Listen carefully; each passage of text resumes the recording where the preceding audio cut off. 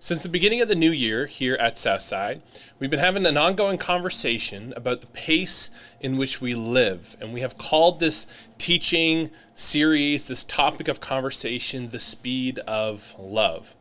One of our core convictions that's shared by many others is that the speed in which we live is actually the greatest barrier to spiritual life and spiritual growth in the life of the Christian.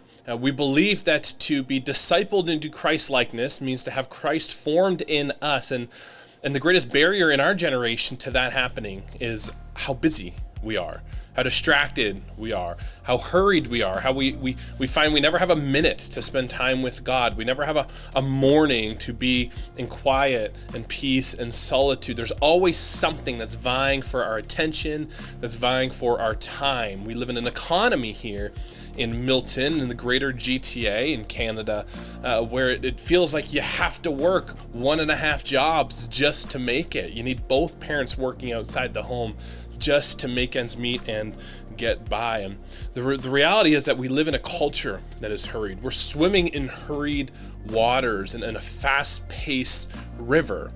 And we're just trying to catch up or keep up so that we don't get swept away by the current. But the question we need to ask ourselves is, what is this current that we're swimming in? Where is this river going? Well, what is the direction that we're heading in?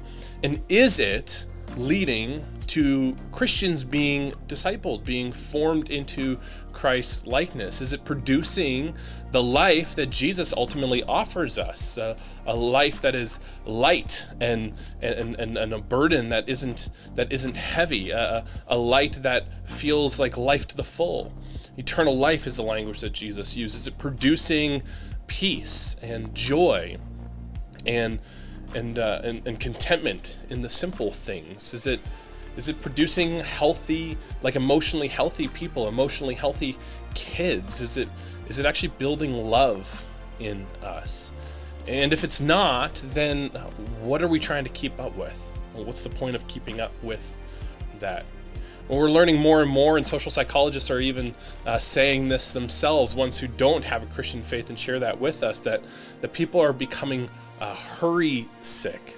They're becoming sick from the pace in which they live and the anxiety that produces in their bodies and in their minds. And we believe at Southside that there's a way against that. There's a different way to live. We believe that there is an invitation from Jesus to live differently in order to experience life and life to the full, a peace and a joy and a hope in life that he promised, that is a part of his kingdom, as his kingdom comes here to Milton as it is in heaven.